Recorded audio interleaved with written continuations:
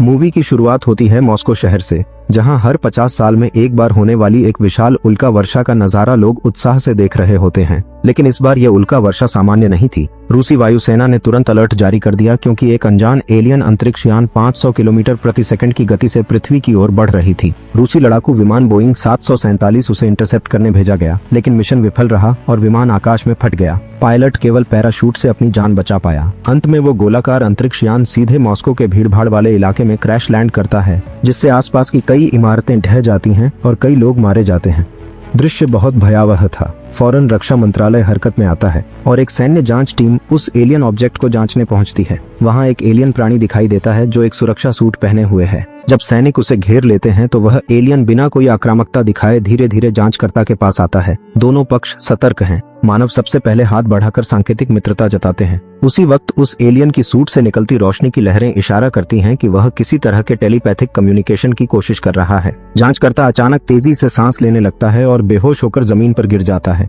सेना को भ्रम होता है कि उस पर हमला हुआ है और वो फायर करने ही वाले होते हैं, लेकिन तभी कर्नल वालेंटिन स्थिति को समझते हैं और समय रहते उन्हें रोक लेते हैं। जल्द ही वैज्ञानिक समझ जाते हैं कि एलियन ने हमला नहीं किया था, बल्कि मानव मस्तिष्क के साथ टेलीपैथी से संवाद करने की कोशिश की थी। वह एलियन केवल अपने यान की मरम्मत और शांति से पृथ्वी छोड़ने की अनुमति मांग रहा है। एलियन की तकनीक इंसानों से कहीं ज्यादा विकसित है, न सिर्फ अंतरिक्ष यात्रा में बल्कि संचार में भी। उसका सूट इतना पावरफुल है कि उसके पास जाते ही इलेक्ट्रॉनिक डिवाइसेस बंद हो जाते हैं।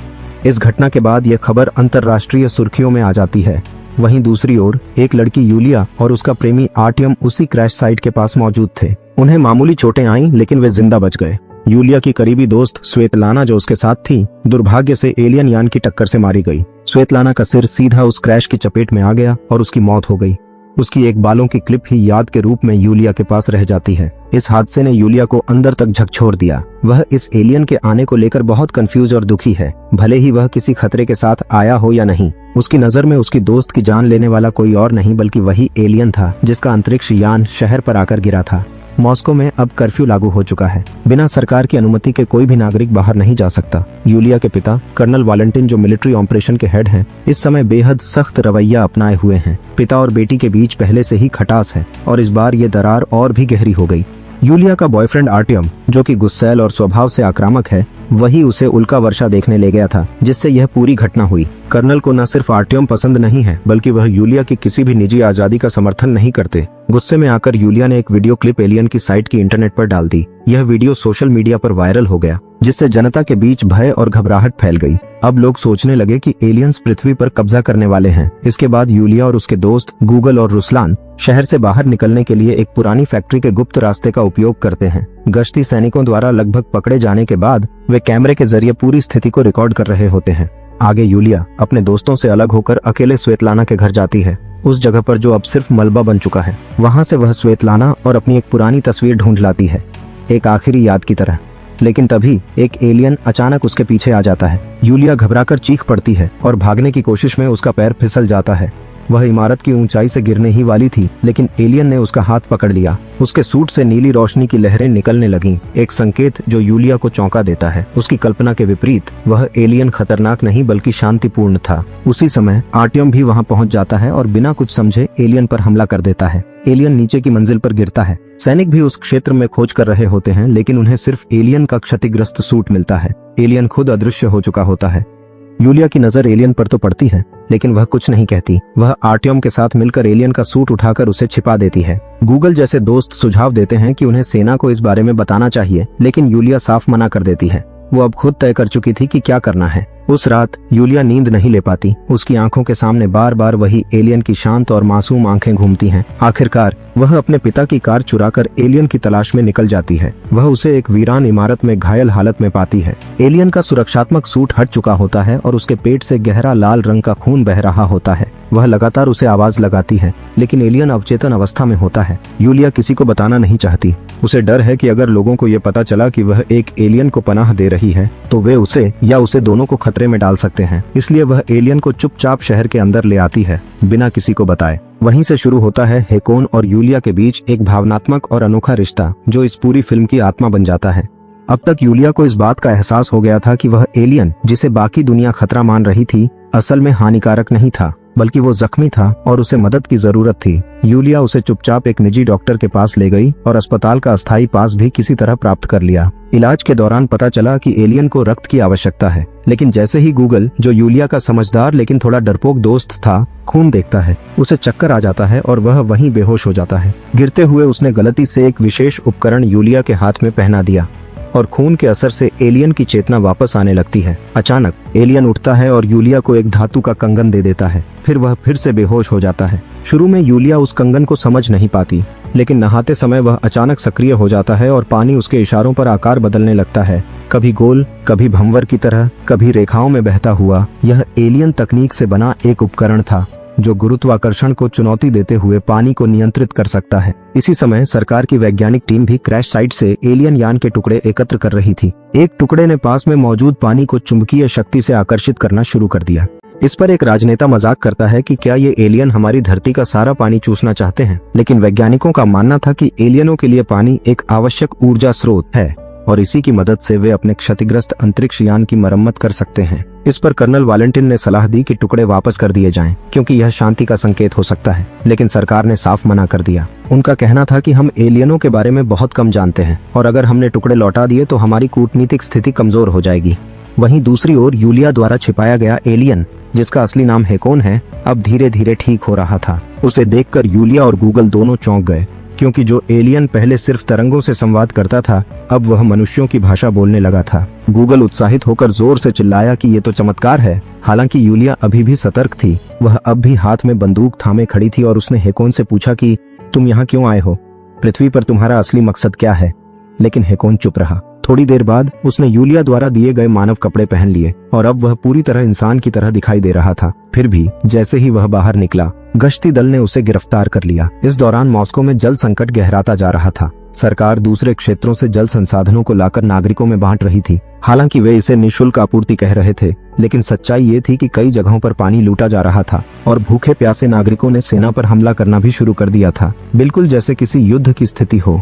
लेकिन इन सब के बीच एक बात साफ थी, एलियन सिर्फ एक घातक प्राणी नहीं था जो पृथ्वी को और यूलिया की जिंदगी को हमेशा के लिए बदलने वाला था। अब मॉस्को की सड़कों पर सैन्य पेट्रोलिंग तेज हो चुकी थी। सख्त नियम बना दिए गए थे, कोई भी बिना परमिशन बाहर नहीं निकल सकता। उल्लंघन करने वालों को तुरंत सजा दी जा रही थी। इसी दौरान हेकोन को भी पकड़कर पुलिस स्टेशन ले जाया गया। महिला अधिकारी उसे देखकर यही समझ बैठी कि शायद ये कोई मानसिक रूप से अस्थिर व्यक्ति है, लेकिन जैसे ही उसके फिंगरप्रिंट स्कैन किए गए, सभी दंग रह गए। उसके कोई उंगलियों के निशान ही नहीं थे। उधर यूलिया, जो अब तक हेकोन की सच्चाई जान चुकी थी, उसे बचाने के लिए पुलिस स्टेशन पहुंचती है।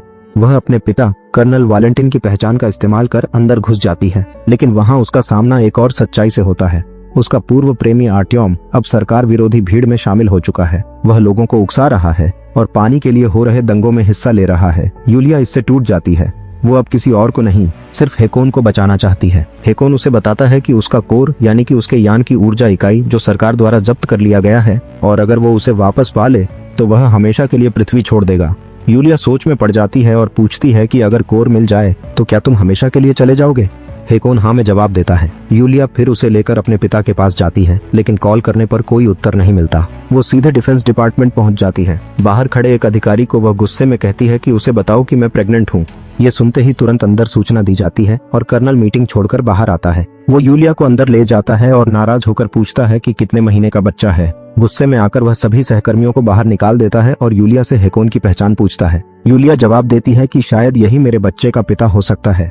सुनते ही वहां मौजूद दूसरे सैन्य अधिकारी हेकोन को निर्वासित करने की बात करने लगते हैं, लेकिन कर्नल अपनी बेटी के सामने झुक जाता है। यूलिया उसे गले लगाती है और उसी दौरान उसका पास कार्ड चुरा लेती है। हेकोन उस कार्ड की मदद से छिपते छिपाते प्रयोगशाला तक पहुंचता है, जहां उसका कोर रखा गया होता है। जैसे ही वह कोर को छूता है, नीली लहरें दौड़ जाती हैं। पास खड़े एक वैज्ञानिक इसे देखकर चौंक जाता है और तुरंत अलार्म बजा देता है। पूरे डिफेंस हेडक्वार्टर में हाई अलर्ट लग जाता है। कर्नल को भी मिशन पर भेजा जाता है, लेकिन तब तक यूलिया और हेकोन वहां से भाग चुके होते हैं। यूलिया उसे अपने घर ले आती है। हेकोन अंदर पहुंचते ही यूलिया के पालतू कुत्ते की ओर देखता है और कहता है कि अगर तुम चाहो तो मैं इसे अमर बना सकता हूं। फिर वह कोर निकालता है और बताता है कि ये कोर सिर्फ ऊर्जा नहीं, जीवन की चाबी है, लेकिन यूलिया उसे रोक देती है। अब तक वह समझ चुकी थी कि हेकोन की भावनाएं कृत्रिम है। वो सिर्फ नकल कर सकता है, महसूस नहीं। इसी बीच कर्नल को यूलिया के विश्वासघात का पता चल जाता है। वह गुस्से में बख्तरबंद गाड़ी लेकर घर पहुंचता है, लेकिन तब तक यूलिया और हेकोन वहां से निकल चुके होते हैं। वे एक नाइट क्लब पहुंचते हैं जहां जिंदगी थोड़ी देर के लिए फिर सामान्य लगने लगती है। वे एक साथ डांस करते हैं, मुस्कुराते हैं और यूलिया को पहली बार लगता है कि शायद हेकोन में कुछ इंसानी है, लेकिन तभी उन्हें देख लिया जाता है आर्टियम के दोस्त द्वारा। वो मन ही मन तय करता है कि अब वक्त है अपने दोस्त को सच्चाई बताने का। नाइट क्लब में एक पल ऐसा आता है जब हेकोन यूलिया का हाथ पकड़ता है और उनके चारों ओर की दुनिया अचानक बदल जाती है। अब वे किसी दूसरी जगह पर हैं, एक डिजिटल चमकता हुआ नीली रोशनी से भरा हुआ माहौल। हेकोन कहता है कि यह कोर का आंतरिक हिस्सा है और मेरा घर भी। अगर वह एलियन हेकोन उल्का वर्षा के दौरान यूलिया से न टकराता तो शायद इंसानों की नजर में न आता और न ही पकड़ा जाता। उनकी प्रजाति के स्पष्ट नियम हैं, किसी भी उन्नत तकनीक को इंसानों को नहीं देना है। पर अब तक यूलिया और हेकोन के बीच एक भावनात्मक रिश्ता बन चुका था। साथ में बिताया गया हर पल दोनों के लिए खास था। एकोर को अपने यान में ले जाना हेकोन के लिए जरूरी था। यही उसकी ऊर्जा इकाई थी जो उसे वापस उसके ग्रह ले जा सकती थी। लेकिन तभी वहां आ धमकता है यूलिया का पूर्व प्रेमी आर्टियम अपने साथियों के साथ। उन्हें शक था कि हेकोन मानवता के लिए खतरा है। बिना सुरक्षा सूट के हेकोन बेहद कमजोर था और लड़ने की स्थिति में नहीं था। यूलिया चीखकर सब रोकना चाहती है और बोलती है कि वो जा रहा है, वो हम पर हमला नहीं करेगा। लेकिन आर्टियम का गुस्सा चरम पर था। वो चिल्लाता है कि तुझे हमेशा तेरे पिता ने मुझसे ऊपर समझा क्योंकि मैं एक सड़क का आम लड़का था। गुस्से में आकर वह यूलिया को थप्पड़ मार देता है। अब तक शांत रहने वाला हेकोन भी फट पड़ता है और आर्टियम के साथियों पर हमला कर देता है। इस झड़प में एक युवक की गोली लगने से मौत हो जाती है। सेना तुरंत पहुंचती है और यूलिया और हेकोन को गिरफ्तार कर लेती है। उधर आर्टियम खुद को धरती का रक्षक घोषित कर देता है और भीड़ को उकसाता है कि इन एलियनों को मार दो, हमारी धरती को बचाओ। अब स्थिति पूर्ण विद्रोह में बदल जाती है। विद्रोही लोग प्रतिबंधित क्षेत्र पार करके एलियन यान तक पहुंच जाते हैं। यूलिया अपनी जान की बाजी लगाकर अपने पिता कर्नल से एक वाहन मांगती है और एलियन हेकोन को लेकर वहां पहुंचती है। आर्टियम ने अब एलियन का सुरक्षा सूट पहन लिया था। तकनीक उसके शरीर और चेतना को प्रभावित करने लगी थी। वह खुद भी अब समझ नहीं पा रहा था कि वो इंसान है या कुछ और। गुस्से में आकर वह असल्ट राइफल उठाता है और यूलिया और हेकोन दोनों को निशाना बनाता है। दोनों को गोली लगती है और वे वहीं गिर पड़ते हैं। कुछ ही देर में कर्नल मौके पर पहुंचते हैं और अपनी बेटी को खून में लथपथ देख टूट जाते हैं। लेकिन तभी कुछ असंभव होता है। एलियन जहाज के रक्षक सोल और अन्य एलियन यूलिया और हेकोन के शरीरों को उठा लेते हैं और उन्हें जहाज के अंदर सुरक्षा कक्ष में ले जाते हैं। अब कर्नल जोर से चिल्लाते हैं कि आखिर तुम लोग चाहते क्या हो? एलियन सोल जवाब देता है कि हम केवल पानी की तलाश में थे। सोल समझाता है कि उनके जैविक तंत्र की मरम्मत के लिए पानी आवश्यक है। जिस गोली से हेकोन घायल हुआ था, मरने से पहले उसने अपना कोर यूलिया को दे दिया। यह उसे अमर तो नहीं बना सकता था, लेकिन 80 साल की लंबी उम्र जरूर दे सकता था। सोल कर्नल से कहता है कि हमारे लिए पृथ्वी वर्जित है।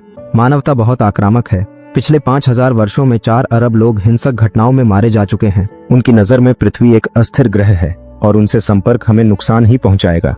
जल स्रोत की मरम्मत पूरी होते ही यूलिया धीरे धीरे होश में आती है, लेकिन हेकोन अब भी बेसुध पड़ा था। धीरे धीरे एलियन यान फिर वायुमंडल पार करता है और अंतरिक्ष की ओर लौट जाता है और इसी के साथ मूवी यही खत्म हो जाती है। तो दोस्तों, अगर आपको ये कहानी अच्छी लगी हो तो वीडियो को लाइक और चैनल को जरूर सब्सक्राइब करें। ऐसी ही अनोखी और रहस्यमयी फिल्मों की कहानियां हम लेकर आते रहेंगे। तो मिलते हैं अगली मूवी में एक नई कहानी के साथ।